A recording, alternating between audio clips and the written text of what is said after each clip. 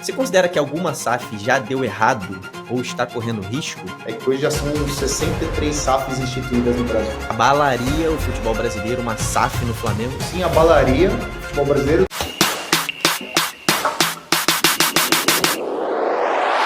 Fala, torcedores e torcedoras, fanáticas e fanáticos, eu me chamo Diogo Cunha, seja bem-vindo ao Torcedorismo. Primeiramente, se inscreva no canal, deixe sua curtida e, meu irmão, deixa o hype, mecanismo novo do YouTube, você tem que deixar o hype, maceta o hype aí, porque hoje é dia de estreia no canal Torcedorismo Entrevista. A gente vai começar entrevistando um cara que sabe tudo sobre SAFs, o Caio Sanches está aqui com a gente, e a gente vai falar com um cara que, meu irmão, se você tem dúvida sobre SAF, tu vai tirar todas agora. Se apresenta aí, Caio, pra rapaziada. Diogo, obrigado.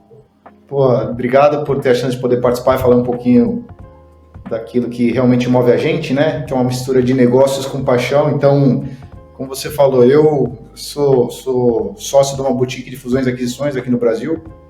E há uns bons anos aí a gente começou a olhar o futebol não só com o lado da paixão, mas como uma potência do ponto de vista do mundo dos negócios. E desde então a gente vem se especializando em estruturar operações de venda e compra de clubes de futebol no Brasil, na Europa, em algumas regiões da América do Sul também. Então, no fim, o que a gente espera e olha é que o futebol brasileiro, e é por isso que a gente atua nisso, tem uma capacidade brutal de transformar, mais que uma questão sociocultural, visão de negócios mesmo. Então, esse é um pouquinho do contexto de Caio do CFG, mercado financeiro, mundo da bola e como a gente aproxima esses dois mundos tão distantes. Então, só para resumir, basicamente o clube vai até você, né? E ele fala, Caio, CFG, procura aí um possível interessado na compra da SAF, um modelo de SAF. Vocês preparam o modelo da SAF? Vocês só buscam o cara no mercado? Me conta aí como é que é exatamente.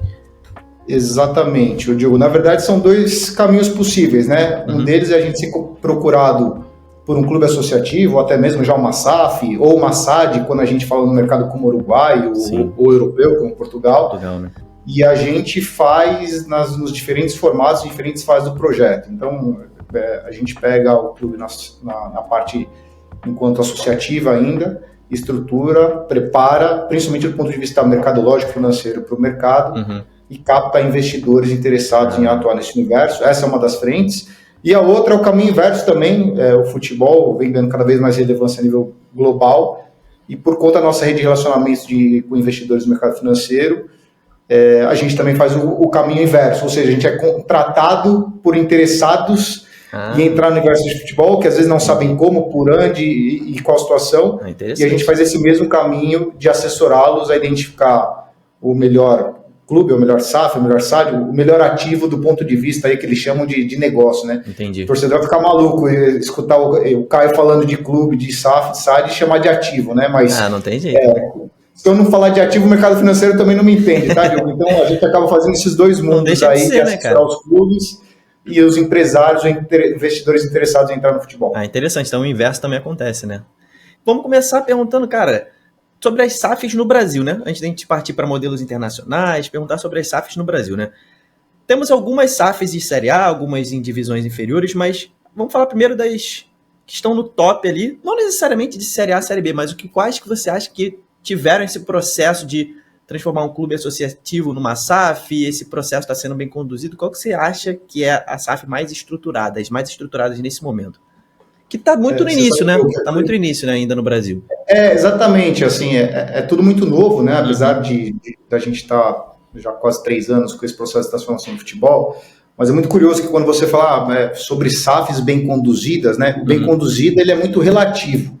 E eu te explico por quê. Porque ela pode ser bem conduzida do âmbito desportivo, né? Ou seja, conquista de campeonatos, ela pode ser bem conduzida do âmbito de uma gestão profissional, ser conduzida ou gerida como uma empresa.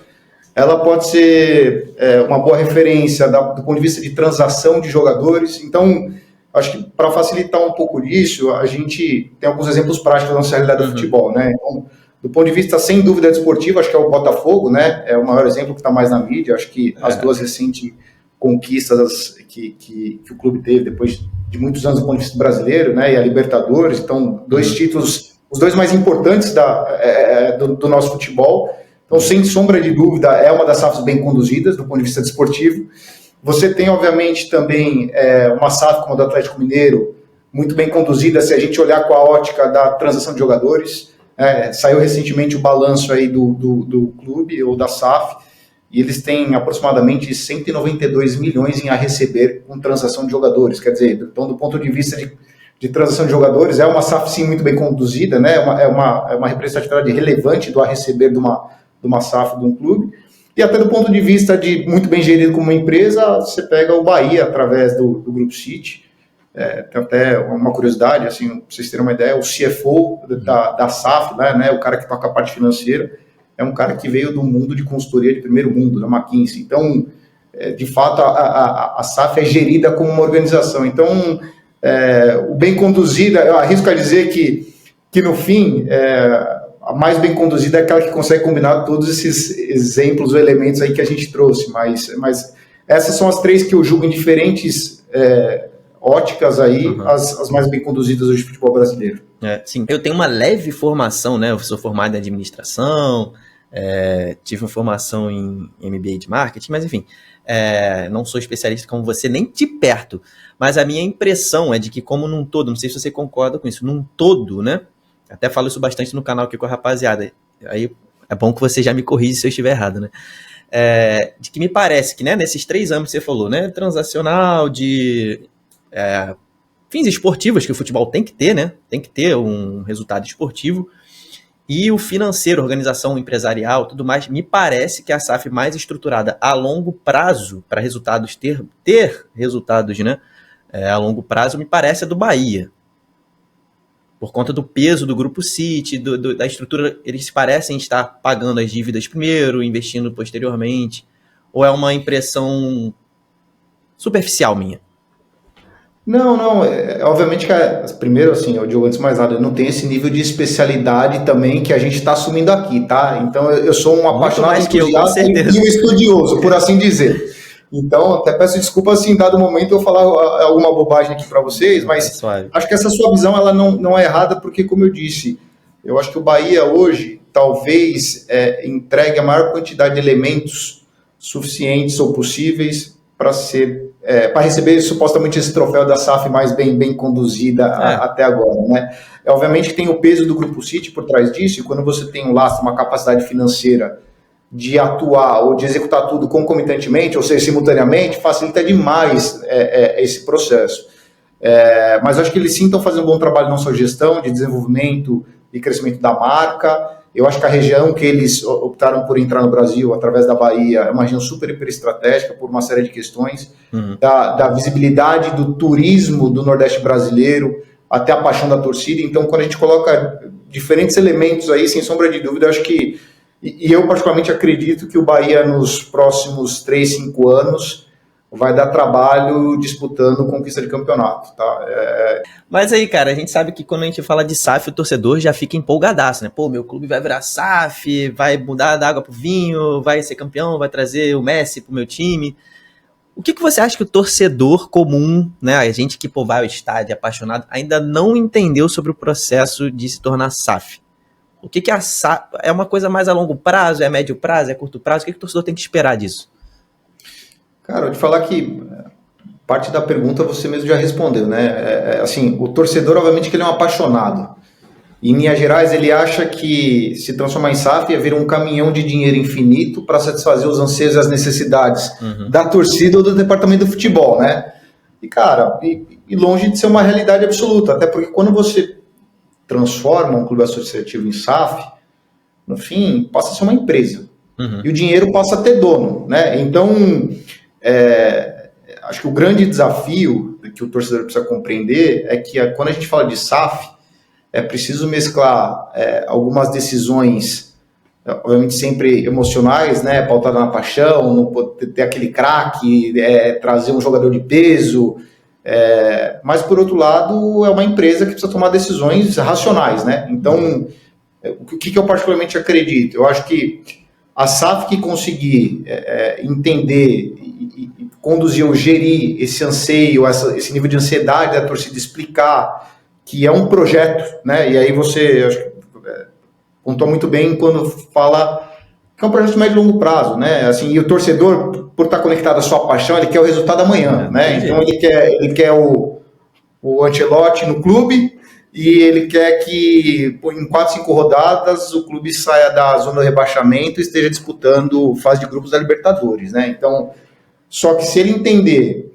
que é uma empresa, que a paixão é fundamental para que o negócio prospere, mas que é um projeto de médio e longo prazo, acho que tudo fica muito mais fácil, porque às vezes a torcida, com razão, acaba fazendo um papel de pressão, né, na gestão. A gente tem alguns casos aí recentes e que podem acabar atrapalhando esse desenrolar do projeto, né, na melhor das intenções. Então eu acho que a SAF muito bem gerida, como uma empresa com uma visão de médio prazo, com objetivos muito claros e que mantém essa proximidade e conexão com a torcida, com a paixão, tende a ter sucesso, porque passa a criar esse entendimento na cabeça do torcedor que não é SAF, dinheiro no bolso e vou fazer tudo à torta e à direita, muito pelo contrário. É SAF, dinheiro no bolso, planejamento estratégico, plano de negócios, e se a gente puder trazer a paixão atrás de tudo isso, só facilita e incrementa a capacidade de fazer acontecer. Acho que é por aí que o torcedor precisa entender que deixa de ser só paixão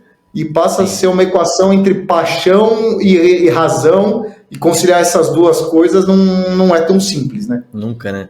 Até me levantou umas pulguinhas aqui na orelha, mas eu vou perguntando no decorrer aí da nossa conversa. Aí eu vou perguntando mais pra frente. Mas eu tenho só pra entender, né? Porque a gente tem ali, o Botafogo, o Bahia, o Atlético Mineiro, o Vasco, times gigantescos, né, do nosso futebol, que estão se tornando SAF. Mas eu quero saber, cara, como esses clubes menores que estão também, né, se tornando SAF, por exemplo, o Santa Cruz, que é um time que tem, quando a gente fala de negócios, né, tem um mercado absurdo. A torcida do Santa Cruz é grande, é muito engajada, tem um dos maiores públicos, média de público do ano no Brasil, e o time está na Série D. Tem o Amazonas, que já é um clube novo, tem 5, 7 anos de idade. Tem a Portuguesa, que é tradicional. Qual é o maior desafio? O que é diferente para esses times menores para os times maiores? É mercado? É visibilidade?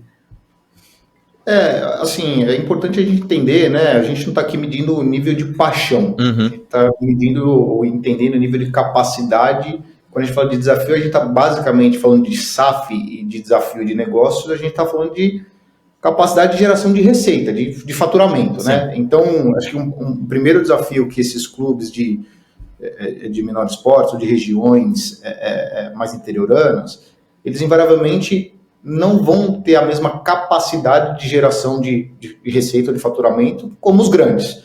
Tem, sei lá, vou dar dois exemplos curiosos aqui, né? Você pega um clube, uma dessas que você falou, obviamente não é o caso do Santa Cruz, tem uma torcida gigante, mas vamos assumir aqui, de repente, um América Mineiro, que talvez, ou um Atlético Goianiense, que talvez estivesse nesse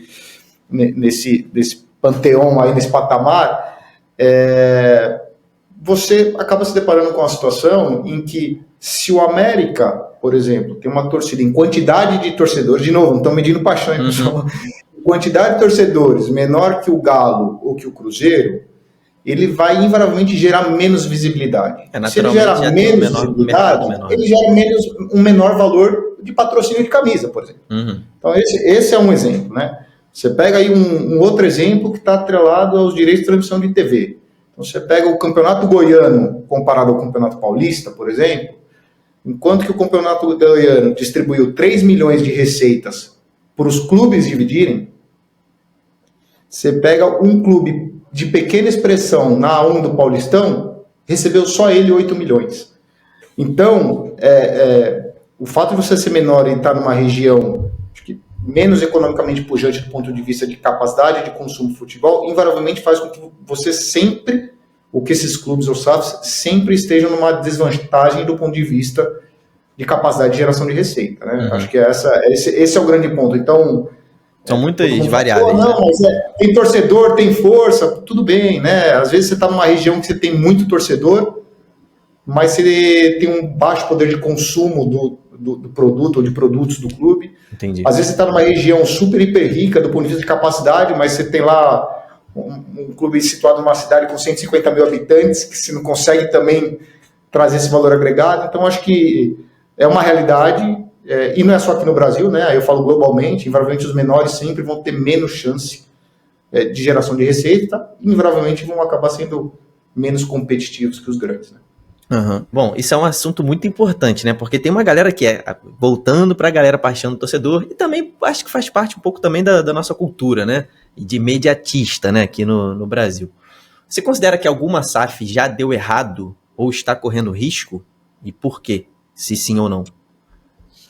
Ô Diogo, eu vou responder quase que da mesma forma quando a gente fala de SAFs bem conduzidas e SAFs que deram errado ou em risco. O dar errado também é relativo, né? Uhum. Porque, como você disse, o imediatismo do torcedor vai sempre olhar para o ponto de vista de conquista desportiva. Na minha cabeça vem o Vasco. Eu posso falar, assim, na minha cabeça, primeiro, acho que da galera que está assistindo também, vem a SAF do Vasco. Se pode ser considerado que alguma coisa foi feita errado, vai ser mais difícil revendê-la agora. Sim, e de fato, né, quando você olha a magnitude, a potência que o Vasco poder vir a ser, com uma SAF muito bem estruturada, muito bem gerida, com as promessas de investimento serem realizados, com certeza teria um grande êxito. É um caso vou chamar aqui de insucesso por hora, né, porque eu acho que o pessoal lá, obviamente, no clube também tem feito um trabalho de arrumação e estruturação da casa novamente, né, para retomar o Vasco onde ele devidamente deveria estar. Mas eu acho que o que explica SAFs que deram errado, para não se apegar ao Vasco e numa linha mais genérica aqui, ou as que estão em risco, diante do que eu pude estudar ou participar dentro dessas jornadas, o Diogo, acho que a primeira delas, que eu aprendi é que quando as negociações ou a estruturação das operações são mal conduzidas ou executadas, isso tende a gerar um problema futuro. Então, quando você pega clubes em situações super, sei lá, calamitosas ou numa situação delicada e que precisa que um processo como esse venha como a salvação da pátria, se mal estruturado, mal organizado, com regras dúbias, sem uma governança super preparada, sem a capacidade de entender ou de comprovar o lastro, a garantia que esse potencial investidor tem para assumir essa responsabilidade desse projeto. Então, acho que uma delas é quando a coisa começou errada lá atrás já, no processo de estruturação, de condução, de plano de negócios, numa diligência muito bem feita, entender as contingências que aparecem ou que podem vir a aparecer ao longo da jornada. Então, eu acho que, e aí como você trouxe o Vasco, né, talvez isso, da forma como foi costurada, pelo que foi vendido supostamente pela própria 777, talvez tenha feito com que o Vasco hoje se encontrasse nessa situação. Então, a primeira delas é um processo de transformação e captação de investidores mal feito, mal estruturado, porque além do imediatismo, todo mundo tem uma visão muito romântica disso, né? Sim, vou virar SAF, esqueço todos os meus problemas, tenho dinheiro e agora eu vou sair contratando jogador e vou ser campeão. Exatamente. E a gente sabe que a realidade não é essa, né? Então, essa é uma. E a outra, que a gente vê que está em risco, ou que está sendo mal conduzida, ou tem tido insucesso, são aquelas que acham que uma SAF é pura e simplesmente uma organização, uma empresa, e que não conhece do mundo da bola, né? Das necessidades de futebol, do mundo de transação, de agente de atleta, as parcerias que rolam. Então, o que eu percebo é que se um investidor ou uma SAF que recebeu investimento não tiver minimamente um entendimento, uma conexão com pessoas ou com esse ecossistema, mundo da bola, que é diferente de qualquer outro negócio, ela tende a ter insucesso na linha do tempo, né? Então, vou chamar aqui de sucesso e insucesso. Estamos passando por uma reestruturação, mas acho que o Curitiba é um grande e bom exemplo nesse sentido. Veio na minha cabeça também, a Tricorp no Curitiba. Uma SAF super estruturada, você tem os investidores seríssimos por trás, com uma capacidade brutal de gerir empresas e negócios, e que estão aprendendo as nuances e as especificidades do futebol, e que, invariavelmente, entendendo essa dinâmica, vão ter sucesso no médio e longo prazo. Então, acho que, resumidamente, o que pode dar errado, o insucesso, as que estão em risco, são aquelas que não conseguem se conectar ao universo do futebol e que não fizeram um processo muito bem estruturado, feito e alinhado no momento da virada de chave.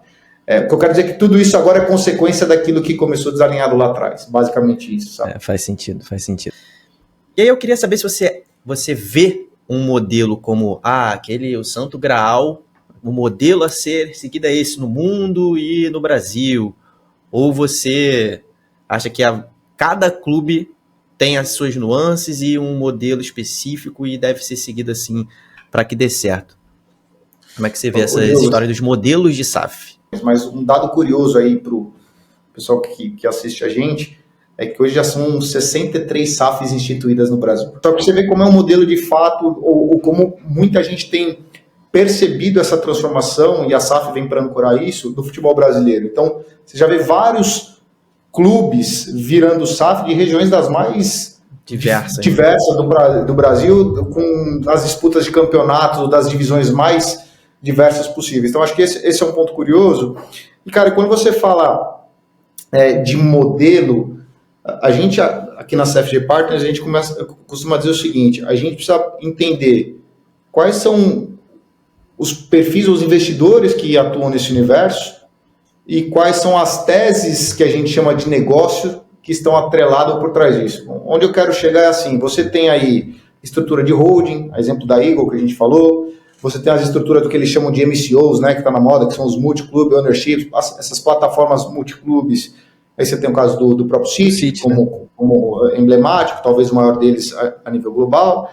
Você tem fundos de investimento, né? Você pega a própria Tricorp, hoje é um fundo de investimento que entra no futebol. Você tem family office, você tem os mecenas, né? Os ultrabastados apaixonados que fazem disso um investimento no futebol. Então, quando a gente olha os diferentes perfis ou atores desse ecossistema com as diferentes teses, a gente acaba achando um modelo. Então, se não tem uma fórmula, uma receita de bolo pronto. É conectar o perfil e o tipo da estrutura do investidor à tese de negócio por trás disso. O que a gente chama de tese de negócio, né? Só para clarear. Poxa, é um clube ou um projeto em que a gente vai buscar a ascensão desportiva. Então, é um projeto que vai tirar um clube da Série D, que um dia talvez já tenha sido campeão de uma Copa do Brasil, e carregar esse clube para uma Série B, para uma Série A do Campeonato Brasileiro, uma tese de crescimento, que a gente chama. Ou não, é uma tese de empreendimento imobiliário e de entretenimento.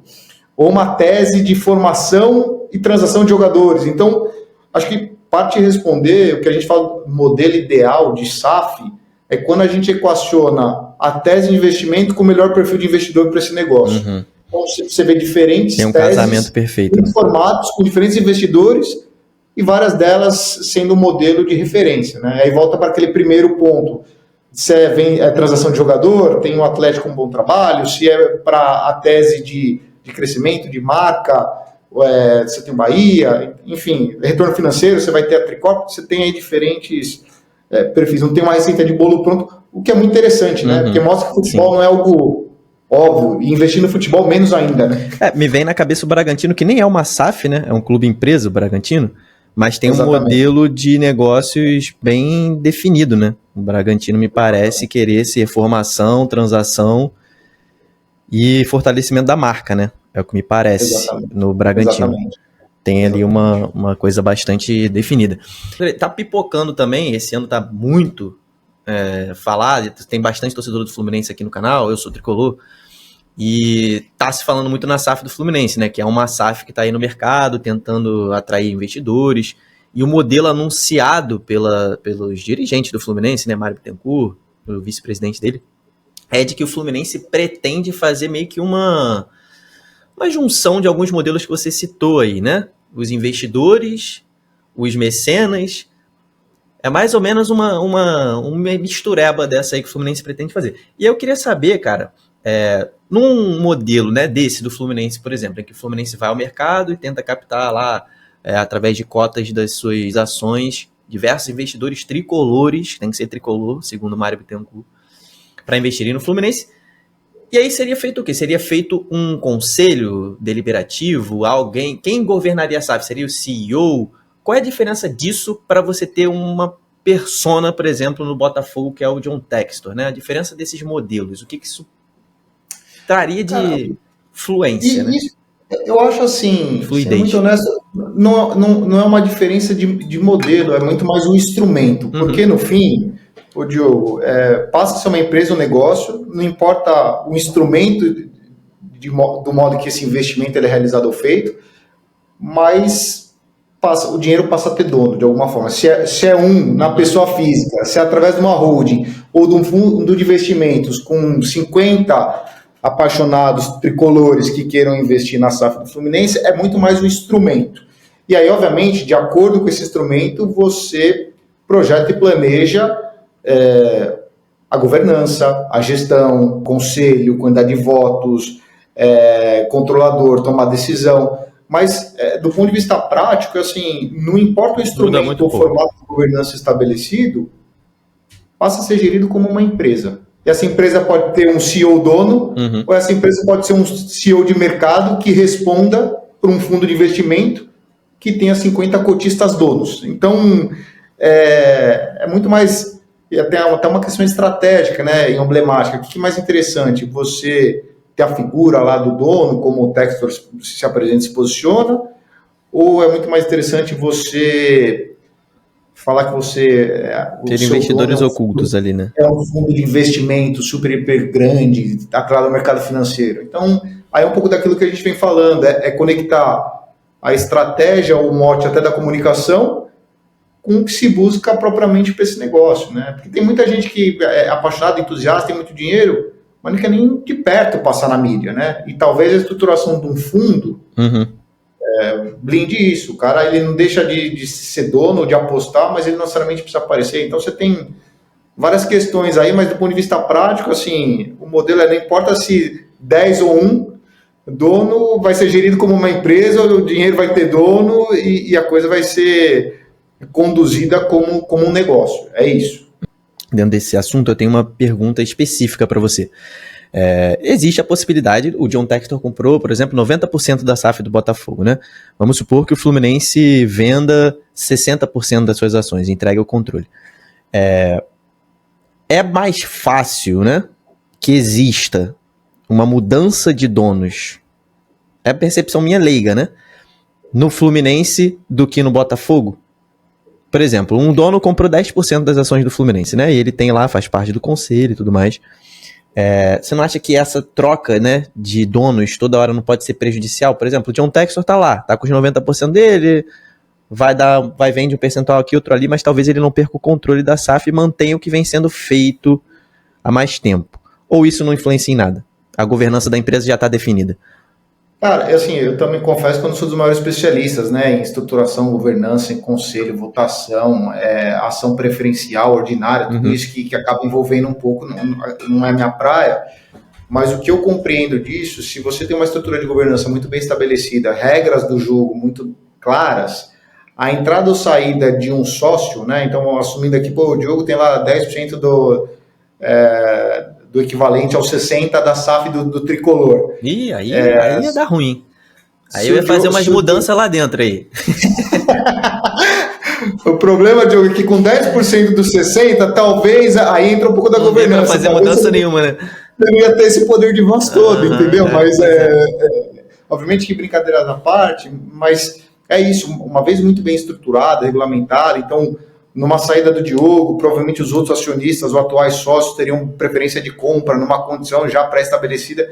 Então, de ordem prática, o que talvez possa esbarrar é numa mudança de direcionamento estratégico, mas isso também não impacta o curtíssimo prazo. Então, os caras vão discutir, não, a nossa rota era que em 5 anos a gente estivesse por aqui. Pô, mudou um pouco o controle, agora a gente tem que encurtar para 3 ou mudar a rota, mas do ponto de vista prático, não muda muita coisa, na minha visão. Tá? Eu compartilho dessa visão com você.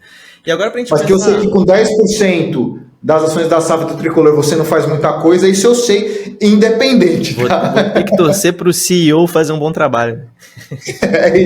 É quase que isso. Mas aí pra gente começar a falar do futebol brasileiro, né, que isso... As SAFs eu acho que trouxeram mais essa visão empresarial pro futebol brasileiro, que pra mim, acho que quase nunca existiu, né? Os clubes brasileiros associativos eram geridos de forma quase amadora, né? Durante muitos e muitos e muitos anos, né? Não é à toa que muitos times estão afundados em dívidas até hoje. E aí, pensando no futebol brasileiro como um negócio já, né? Existem diversos modelos, está sendo formada a Liga no Brasil, né? Coisas estão acontecendo. E aí eu quero saber de você, cara, o que aconteceu na Liga Francesa, na Ligue 1? O que aconteceu por lá que tem que servir de alerta aqui para o Brasil, para a Liga, para os clubes brasileiros? Diogo, antes de responder essa pergunta, acho que tem um caso curioso para dividir. Você falou que o futebol era gerido quase que de forma amadora, né? Uhum. E aí tem um caso emblemático num projeto que a gente estava atuando, que numa das reuniões com o presidente do clube, que tinha esse interesse em virar SAF e tudo mais, a gente pediu uma relação de documentos, dentre elas se tinha o balanço, né? Não tinha o balanço? Se tinha o balanço. Mas ele não tinha? Mas ele não tinha? Não é que ele não tinha. Ele apontou para a área de recreação e dizendo que tinha um balanço lá.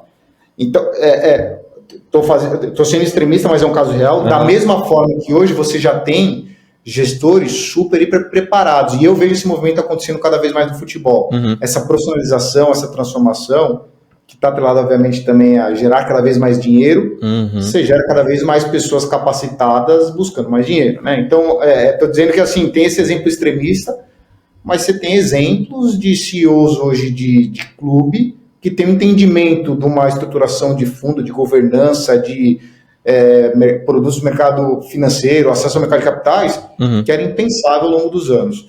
E aí, voltando para a sua pergunta, né, assim, eu não sou um especialista do futebol francês, nem de longe, até porque o meu francês Somos dois, não sou especialista. O meu idioma francês, assim, parece uma francês vai ser merci. Mas o pouco que eu pude compreender e entender o que aconteceu no futebol francês é igual aquela questão que o pessoal chama de queda de avião, né? Nunca é um único fator, geralmente é a combinação de minimamente 3 elementos que deram errado, né? E eu fazendo uma alusão aí ao futebol francês, eu vejo um pouco dessa forma. Isso começa na pandemia, mas obviamente a pandemia afetou a tudo e a todos, né? Aí você tem, numa renovação de contrato, uma empresa de direito de transmissão de TV que quebra, que falhe. Só para deixar a galera aqui, tipo, mais ou menos ciente do que está acontecendo, a Ligue 1 ela teve uma queda de venda de transmissões absurda, né? Ela teve escândalos, investigação de corrupção, então perdeu um mercado absurdo, né? A Ligue 1, a Liga Francesa. Principalmente depois que começa a Neymar sair o Mbappé também, né? Influenciado. E eles começam, obviamente, tem feito um trabalho de reestruturação, então quando você leva em consideração o efeito pandemia, casos de corrupção, declaração de falência de uma das empresas que tinha sido responsável por fazer a negociação de direito de transmissão de TV, você tem a hegemonia do PSG que atrapalha a competitividade interna, você tem dificuldades dos outros clubes em acompanhar financeiramente, você tem problemas de gestões amadoras, você tem uma liga hoje sem estrelas, né? Então, lá em 2020, 2021, você tinha Messi, Neymar, Mbappé. Hoje, então, nem falar do tamanho do PSG globalmente falando. Só que se já globalmente falando ele é grande, você imagina comparado aos locais franceses. Então, acho que a combinação de todos esses elementos fez com que o futebol passasse por esse desafio, né? Então, isso é uma coisa que a gente precisa estar muito atento, porque é importante que a gente aprender o que funciona, né? E não repetir os erros do que não funciona. Acho que esse é um ponto importante que a gente precisa estar atento. E até nesse assunto ainda de PSG, você falou que é um produto super global, né? O que ainda falta para os clubes brasileiros, né? Eu sei que falta muita coisa, tá? Mas, assim, principalmente os clubes brasileiros se começarem a internacionalizar mais a sua marca, né? O seu campeonato, principalmente. Porque é um campeonato super disputado, é um futebol super bem visto lá fora. Os brasileiros, bom, somos o melhor futebol do mundo, né? O que está faltando para o clube brasileiro se tornar algo global? Talvez tudo começa... Pode falar. Acho que isso acaba sendo até um pouco de que vários colegas desse ecossistema, desse universo da indústria do futebol falam, né? Começa por melhorar o produto de futebol, como um todo. E isso passa pela criação, efetivamente, de uma liga. Aí todo mundo fala, mas a liga serve para quê? Só para melhorar os direitos, as negociações de direito de transmissão de TV? Não, você traz a profissionalização da arbitragem, você traz um fair play financeiro, você melhora a distribuição e equaciona melhor ou diminui a disparidade entre os maiores e os menores, e aí você torna um produto mais atraente, mais competitivo, com mais interesse, e aí vem mais investimento, vem mais patrocínio, e aí você começa a ganhar visibilidade global. Então, Estamos aqui discutindo o quanto que o futebol brasileiro tem capacidade de ser melhor que uma Premier League, longe disso. Mas é o que eu costumo dizer também nas interações que a gente tem. Se a gente conseguir criar ou melhorar esse produto futebol brasileiro através da criação de uma liga e este negócio, o futebol brasileiro, ser gerido como um negócio, uma entidade profissional, invariavelmente a gente começa a gerar visibilidade. Ainda que hoje a gente não seja mais o país do futebol em Minas Gerais, mas tem alguns dados super curiosos, né? O primeiro deles é o que você falou, a gente talvez seja... A gente é o único pentacampeão, é o maior campeão mundial. Sim. Mas tem um dado curioso que hoje a gente representa 20% de todas as transações realizadas de jogadores. Ou seja, a gente é o maior formador e exportador de é um jogadores dado absurdo, né? Para o mundo. Porque a gente exporta mais do que importa, né? Então, com certeza, desse número aí... E nas duas questões, em volume absoluto e em valor, né?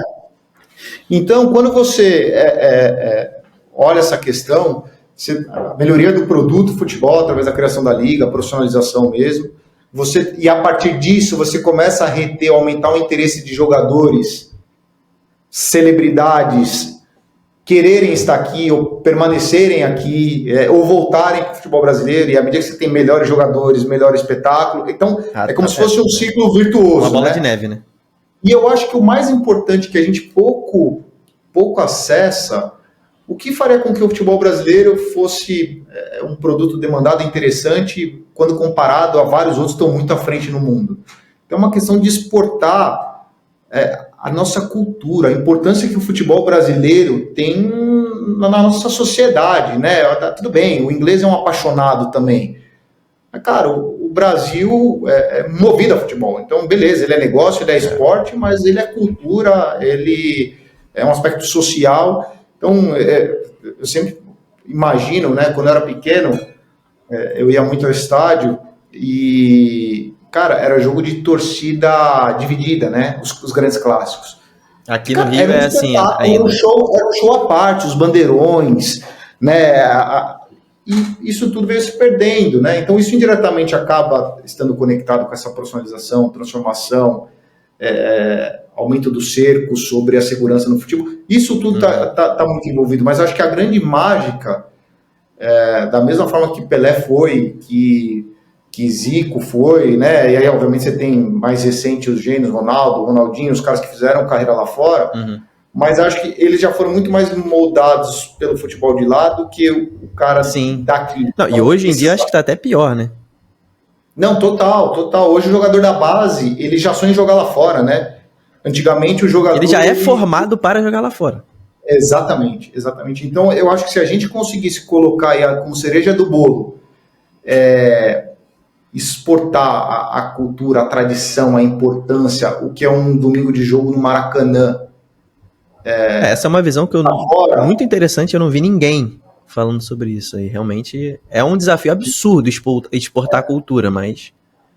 E o lado bom, né, da cultura, porque também tem a cultura que eu falei, da briga de torcida, esse é o tipo de cultura que... Então, para a gente conseguir exportar a cultura, invariavelmente a gente precisa entregar esses outros elementos, né, ter a liga, ter o básico, né, que a gente nem tem o básico. Exatamente. Um gramado decente. Não é inimigo do bom. Então vamos começar com o bom. E o ótimo seria a gente conseguir exportar essa cultura do futebol brasileiro, que eu acho que tem um peso, ou teria um peso enorme como diferencial competitivo no cenário global. Sim. Sobre o Corinthians, por exemplo, né, que é um time que muitas coisas saem, né, na imprensa, é um clube talvez de um potencial gigantesco. Quando eu era criança, né, eu olhava o Flamengo, por exemplo, e falava, como que esse clube não consegue se estruturar? Mesma coisa que eu falo do Vasco e agora do Corinthians, né, que tem uma torcida absurda, um mercado absurdo, tá num centro, no principal centro financeiro do país, tem história, tem camisa, tem grandes jogadores historicamente, mas dizem lá, né, pelo menos a diretoria que acabou de sair sofreu impeachment, que eles não querem virar SAF. Qual saída, você vê uma saída para o Corinthians? Uma SAF seria uma boa saída para o Corinthians? Ou já tão endividado que seria difícil achar um investidor para o Corinthians? O que você acha sobre a situação do Corinthians? Cara, assim, até como um torcedor, né? Tá corintiano?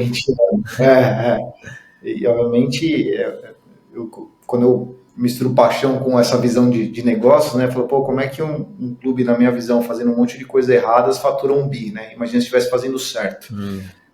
E aí eu tô te falando isso porque o grande desafio do Corinthians virar uma SAF é como é pressão de torcida, é um monte de dirigente com interesses escusos, né? Então, a operacionalização disso se torna pouco provável.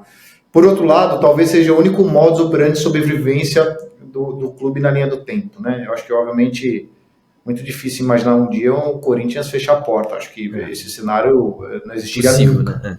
Mas, pensando em competitividade, e eu acho que por isso que eu acho que a SAF vai vingar para tudo e para todos, porque ela vai ser uma questão de competitividade na linha do tempo. Então, talvez esses grandiosos sejam os últimos, mas que, na minha visão, devem virar ao longo do tempo para que sejam competitivos, né? Então, eu acho que é um caminho sem volta.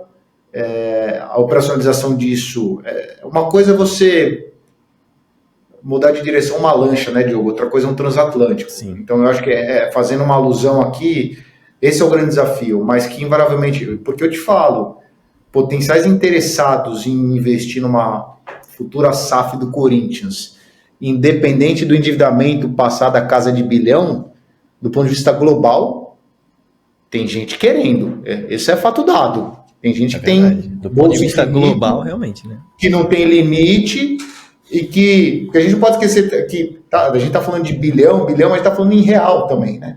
Quando a gente faz o câmbio, a comparação, né? Aí já vira um negócio relativamente menor, ainda que seja $1 bi, né?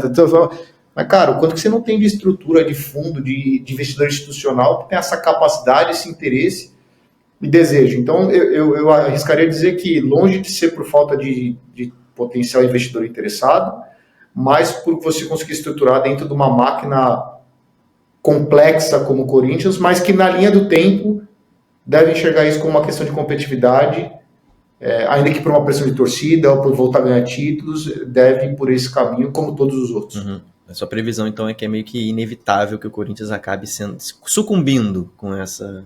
Eu acho, e a grande dúvida é quando, né? Ou em quanto tempo.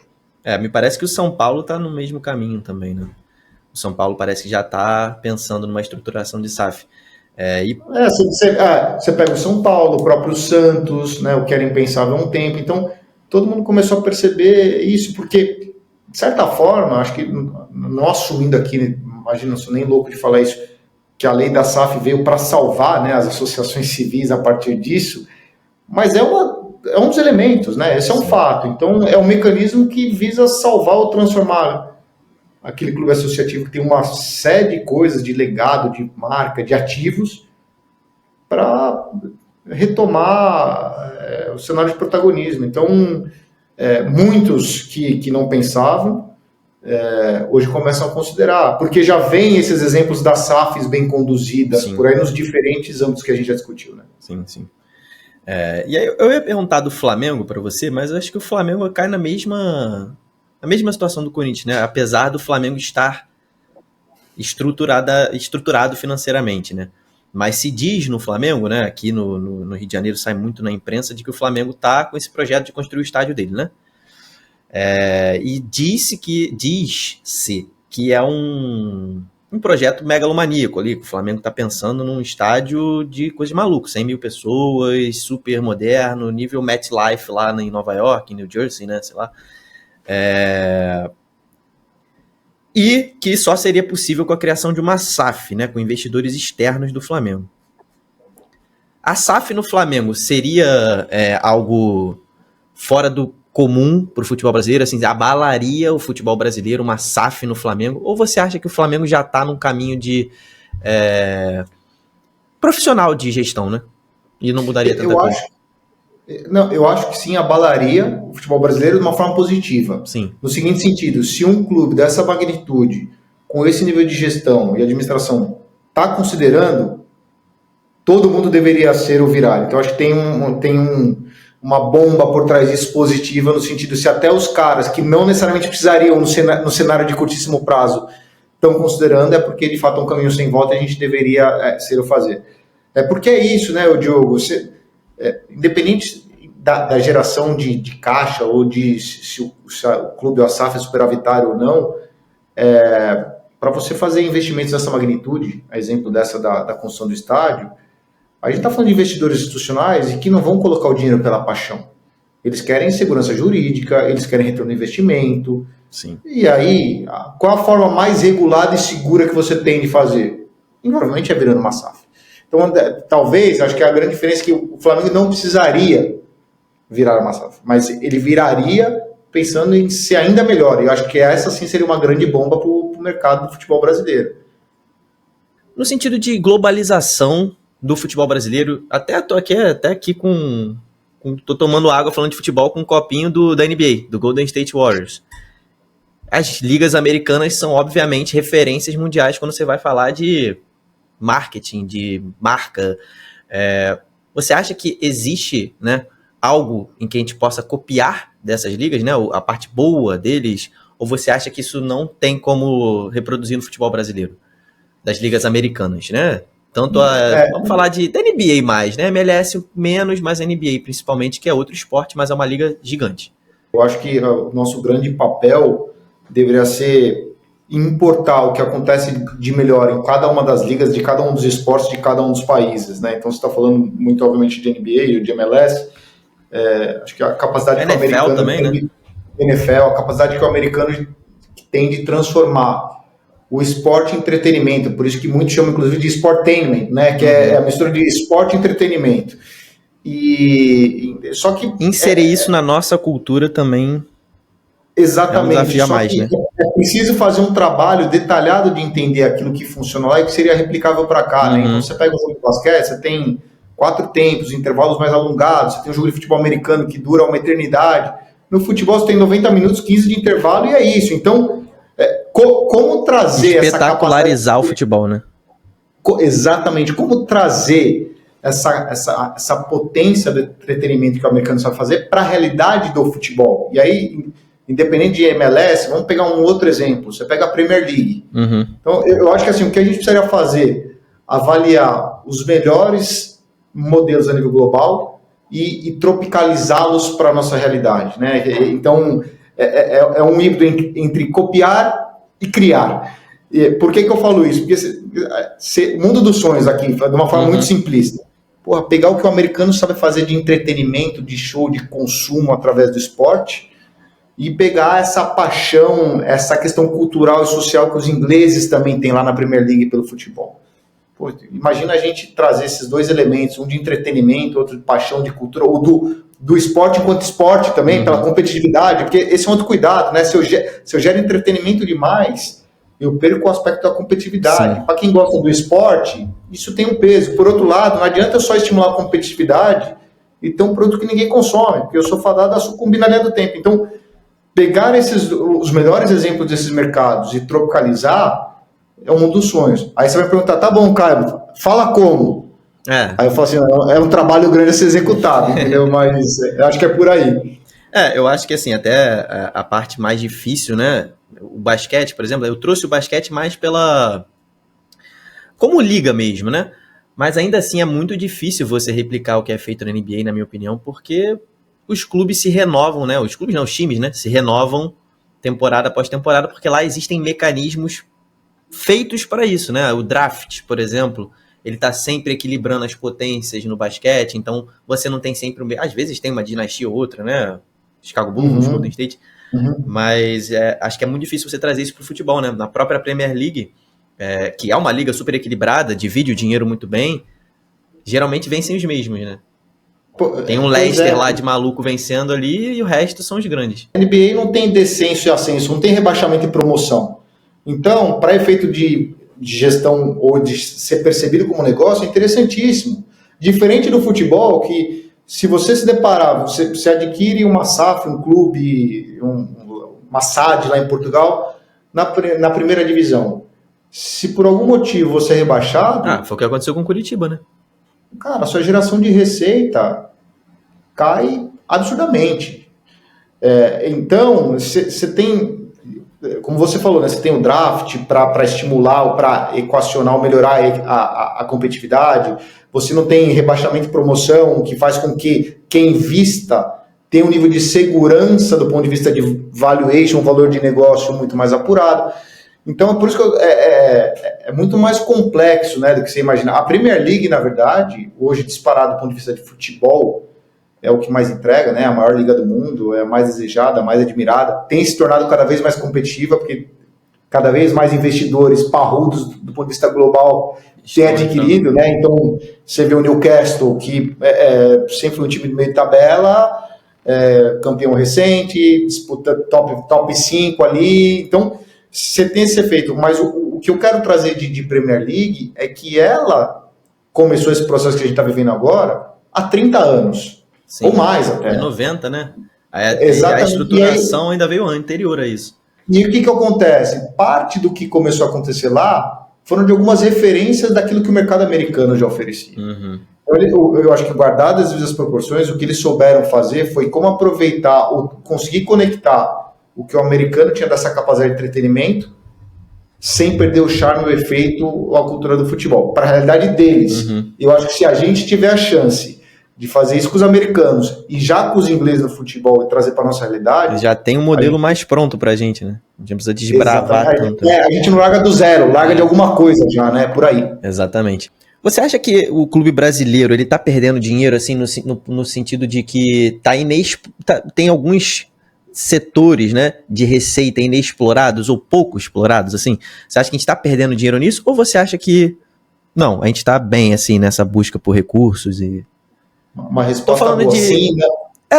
Resposta boa, sim, não. Tem clubes que fazem muito bem, né? Por exemplo, os clubes que fazem as suas mídias, as suas arenas, por exemplo, Palmeiras, Botafogo, vendem lá para shows, alugam para shows. Mas aonde você vê que o futebol brasileiro está mais pobre, assim, nesse sentido de buscar recursos? Tá perdendo dinheiro aqui.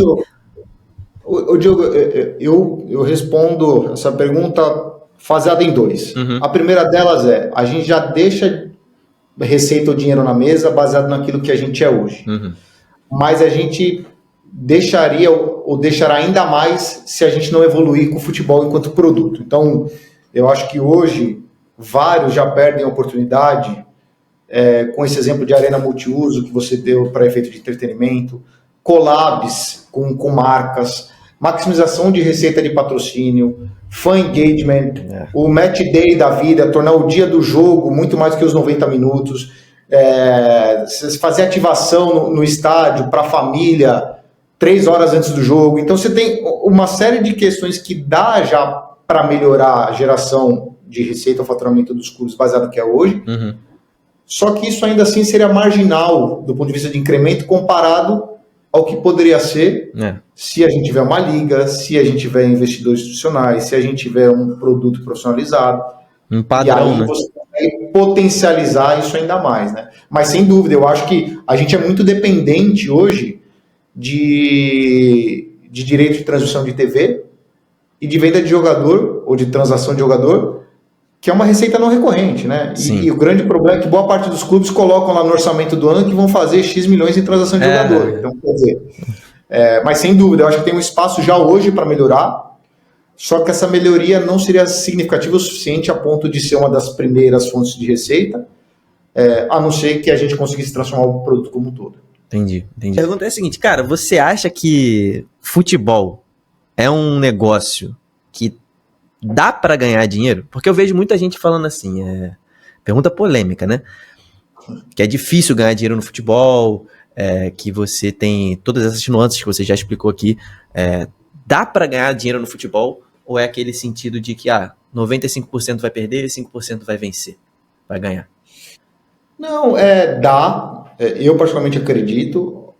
Obviamente que é um pouco do que a gente já falou, né? Se você tem um clube ou uma SAF de grande expressão, invariavelmente a chance de você ser lucrativo é muito maior. O grande problema é que todo mundo fala que dá para ganhar dinheiro no futebol transacionando o jogador, e acho que é muito simples, né? Mas o que sai na mídia de transação é 1% daquilo que não virou nos outros jogadores. A TV considerando Série A, Série B, e você pega um outro campeonato como a Copa do Brasil ou como um Paulistão, ajuda nessa capacidade de geração de lucro. Uhum. Mas como a gente falou há pouco, eu acho que tem várias outras fontes de receitas, pouco exploradas ou não exploradas. Recentemente eu tive no Uruguai, a gente tem um projeto lá de futebol, e é muito interessante porque o clube, ou a SAD lá, ganha dinheiro, mas ela não depende do negócio do futebol. Então, qual que é a estratégia de negócio? Ele tem a parte de estrutura imobiliária, locação do espaço para restaurante, para academia, para outros clubes treinarem, e a geração de receita com TV, com transação de jogador, com marketing, é o incremento. Então ele custeia, ele empata o break-even operação com isso. Então você tem sim diferentes formas de fazer do futebol um negócio lucrativo. O que eu arrisco a dizer é que, e aí não importa o tamanho, tá, do clube ou da divisão ou da região, se você conseguir disputar campeonato de alto rendimento, né? Então, falando Série A, Série B, Libertadores, Sul-Americana, Copa do Brasil, Paulistão, se você tiver uma formação sólida de base de jogadores para contar com a transação de atletas, se você tiver essa capacidade de gerar entretenimento ou consumo, né? Tem uma SAF que a gente assessora muito interessante, que ele fala, mais do que torcedor, eu tenho consumidor. Então, acho que esse é um ponto importante. E uma outra, que é, por exemplo, a parte da imobiliária, né, ou de entretenimento, ou do real estate, que a gente chama. Se você tiver esses diferentes elementos combinados, invariavelmente você vai ser um clube lucrativo, ou uma SAF lucrativa. A grande questão é quais têm capacidade de entregar esses 4 pilares simultaneamente, né? Então, dá sim para ganhar dinheiro no futebol, com uma gestão profissionalizada, mas não é uma coisa óbvia como você gerir qualquer outra organização. Então, até porque, o que eu também costumo dizer é assim, se você tem um plano estruturado para que esse negócio te dê um retorno financeiro em X tempos, vai acontecer. O que o futebol atrapalha? Que se um pênalti perdido, um cartão vermelho mal dado, ele pode postergar esse seu plano ou antecipar esse seu plano. Então, o efeito do futebol, ele só não te dá essa precisão de tempo. Mas se você tiver um plano sólido, estruturado, uma capacidade de execução, de buscar essas 4 fontes de geração de receita... eu acho que o desafio é exatamente esse, né? Como diminuir, né, minimizar a imprevisibilidade do futebol no negócio futebol, né? Exatamente. A imprevisibilidade do jogo futebol nos negócios do futebol. É um desafio absurdo minimizar isso, né? E agora, para a gente caminhar aí para a nossa reta final da nossa entrevista, Caio, na sua visão, cara, quais clubes brasileiros estão mais próximos de virarem cases globais? Eu digo das SAFs, né? Eu não digo... Não, você pode até incluir administrações boas. Se você quiser incluir Flamengo, Palmeiras. Administrações boas. Não vamos nem falar só de SAF. Ô Diogo, isso é interessante. A gente está falando de SAF, mas é o que você falou. Assim, vamos assumir que a gente está discutindo aqui quem tem capacidade ou força de ser um protagonista a nível global, né? Então, aí não importa se é uma SAF ou não. Eu acho que, na minha humilde visão, hoje são 5, 6 clubes, invariavelmente entre São Paulo e Rio, né? Que misturam tradição, força de marca, torcida. Então, Flamengo, eu acho que hoje seria o principal exemplo a nível Brasil, né? Do ponto de vista de capacidade, de potência, de torcida, de tradição no futebol, com uma boa gestão, né? Mas você tem, obviamente, Corinthians, você tem São Paulo, Palmeiras, você tem o seu Tricolor, você tem Vasco. Então você tem aí 5, 6, e eu não fugiria do Rio de São Paulo, que teriam essa capacidade de ser ou ter essa visibilidade global. E aí, obviamente, você tem os super hiper tradicionais e capacidade local, mas você precisa estar em região populosa, região estratégica, região que seja conhecida global. Se o clube precisa ter tradição, ter tido grandes jogadores, e aí quando você coloca todos esses elementos, eu acredito que sejam basicamente esses do Rio e São Paulo, francamente falando. Realmente são variáveis para a gente entender como que um clube se torna uma potência mundial, né? Eu acho que passa até pelo que a gente falou, tá, Diogo, da profissionalização do produto. Eu acho que o clube, uma andorinha só não faz verão, né? Eu acho que é um pouco disso. Então, eu estou falando do ponto de vista de capacidade de marca, de tamanho, de volume, mas o que ajuda a acelerar ou aumentar a chance disso acontecer, invariavelmente, é você tendo um produto muito melhor, né? Uma coisa é um Flamengo jogando a realidade do Campeonato Brasileiro, ou do futebol brasileiro hoje. Agora, você imagina esse mesmo Flamengo com uma liga profissionalizada, com nível de visibilidade e com esse processo de internacionalização de marca.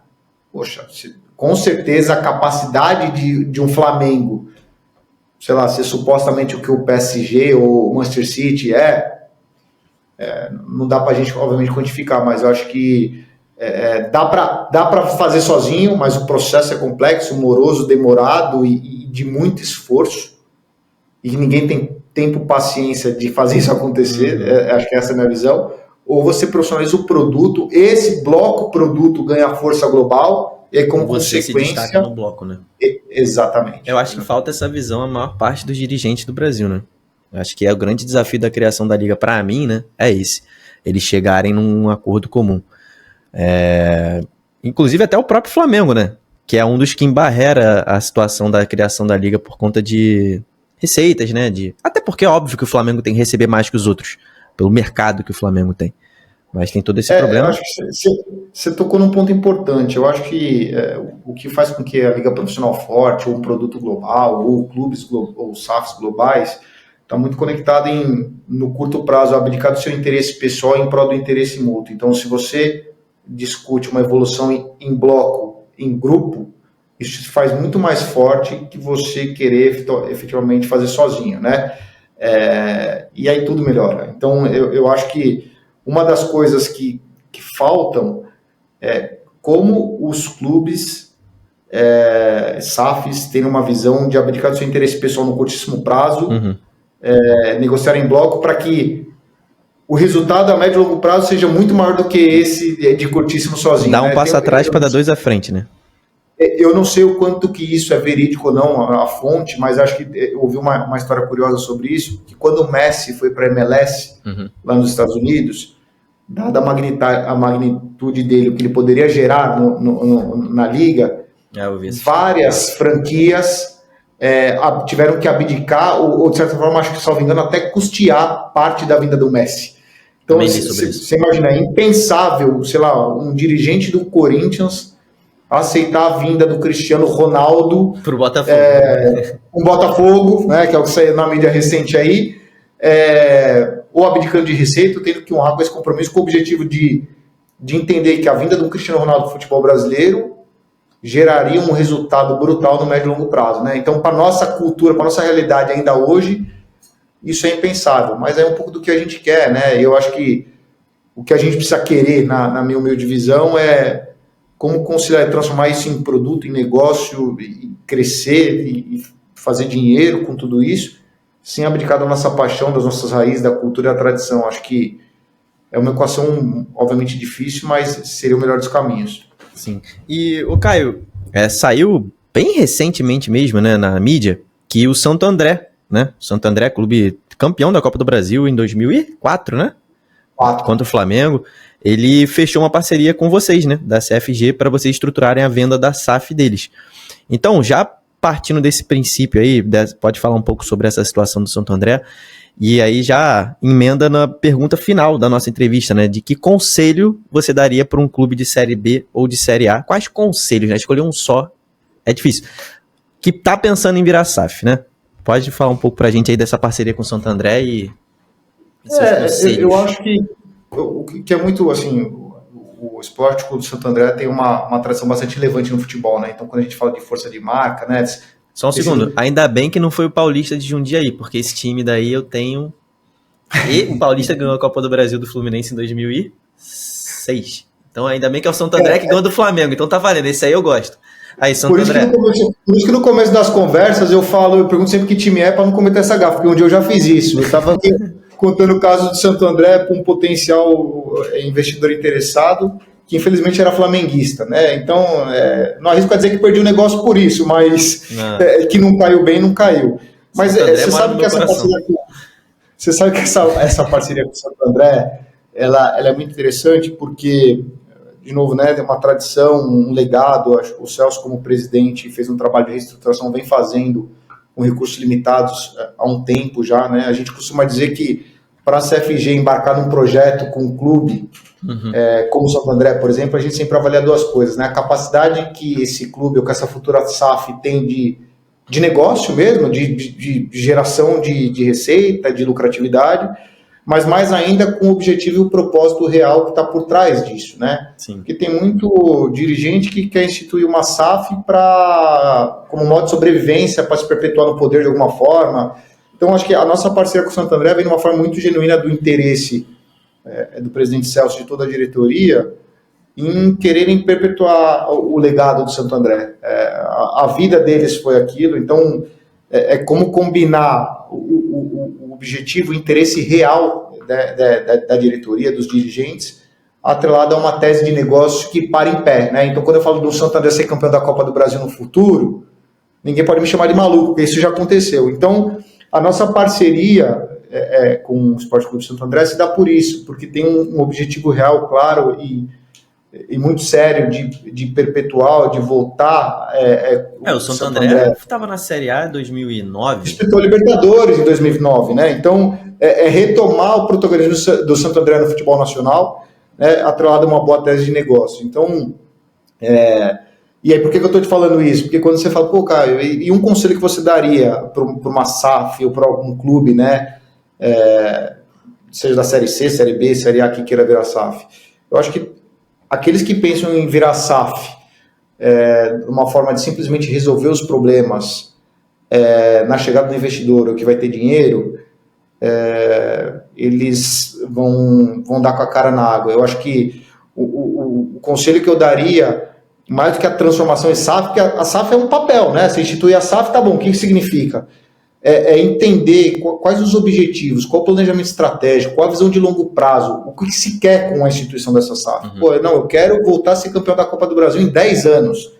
É um objetivo desportivo. Não, eu quero ser a SAF de maior torcida do interior do estado de São Paulo. Eu quero ser... Então, porque falta um pouco disso. Eu obviamente, vou preservar aqui a identidade. Recentemente eu tive uma reunião com o presidente de um clube associativo que está querendo virar SAF, e a conversa começou por quanto vale por qual percentual, né? E eu voltei para ele e disse, olha, acho que a gente precisa dar 2 passos atrás, presidente. Qual o objetivo que você quer com o clube tal? Onde você quer chegar? Né? O que você quer ser? Você quer ser uma estratégia de ioiô, um clube que fique entre Série A e Série B, só ir para a Série A, gera um monte de receita, faz um colchão, volta para disputar a Série B de forma enxuta, sabendo que invariavelmente você vai ficar nessa gangorra? É um plano de negócio, é um plano estratégico. Então, o conselho é não fazer a SAF por fazer, ou porque está na moda, ou porque tem um monte de gente fazendo, ou porque vai achar que vai vir da noite para esse brochar um caminhão de dinheiro aqui na sua estrutura para fazer aquilo que você bem entender. Então, assim, quem quiser efetivamente se transformar em SAF, é importante se perguntar por que eu quero virar SAF, onde eu quero chegar, como, em quanto tempo, por quê, em quais condições, quais são os meus direcionamentos para atingir esses objetivos. Eu quero ser o maior formador de talentos do Brasil, eu quero ser o maior vencedor de campeonatos regionais, eu quero ser o maior vendedor de publicidade por camisa. Você vê, então é importante, eu quero perpetuar meu legado, plano de negócio, eu quero atingir 1 milhão de torcedores. O que quer dizer? E quando você devolve esse tipo de pergunta, muitos não sabem, porque acham que a SAF beleza, agora eu estou com dinheiro de novo para fazer aquilo que eu sempre fiz. Então, qual o planejamento estratégico, qual o direcionamento, onde, como e o que eu quero chegar. Onde você quer chegar, né? Onde você quer chegar. Então, beleza, Caio. Muito obrigado aí pela presença aqui no Torcedorismo, Caio. Pô, você deu uma aula aqui pra gente e será sempre bem-vindo aqui no canal. Pode se despedir da galera aí, falar o que você quiser falar aí no finalzinho, o canal é seu. Pô, Diogo, antes de mais nada, obrigado mais uma vez. Para mim é um prazer poder participar do Torcedorismo. Eu acho que você traz o que quase ninguém arrisca dizer traz no futebol, que é conciliar essa visão de futebol com a paixão, com o torcedor. Então, tá de parabéns, acho que por todo esse trabalho, é uma honra, longe de querer dar aula, mas eu acho que é sempre muito importante a gente trazer um pouquinho da realidade, né, do que é esse mundo da SAF, dos investimentos, que sai geralmente na mídia, 1 bi num clube que nunca representou nada, pô, como é que é o funcionamento, a estrutura. Então, para a gente é um prazer poder ajudar aos pouquinhos a mostrar, apresentar para os torcedores, para os apaixonados, que sim, o futebol vem passando por uma transformação grande, uma profissionalização, que ele jamais vai deixar de ser paixão, jamais vai deixar de ter torcedor, mas que ele pode também ser percebido como um grande negócio, né? E eu acho que, aí é uma opinião pessoal minha, e eu sou entusiasta disso, nada melhor do que você poder trabalhar com aquilo que você ama e porque também não ganhar dinheiro com isso. Então, acho que a grande mensagem que eu deixo é que bom que a gente vem passando por tudo isso, e quanto mais entusiastas, mais pessoas curiosas, mais empreendedores de SAF, mais gente querendo investir, mais clubes querendo se transformar, é melhor para todo mundo, é melhor para o torcedor, é melhor para o dirigente, é melhor para o investidor. Então, fica aqui o meu obrigado por abrir esse espacinho para a gente que agradece, falar um pouco dessa transformação, e parabéns mais uma vez por tudo que você tem feito aí, sensacional esse trabalho, e é uma honra sempre que possível, e que quiser também estou à total disposição de vocês. Que vamos, tamo junto.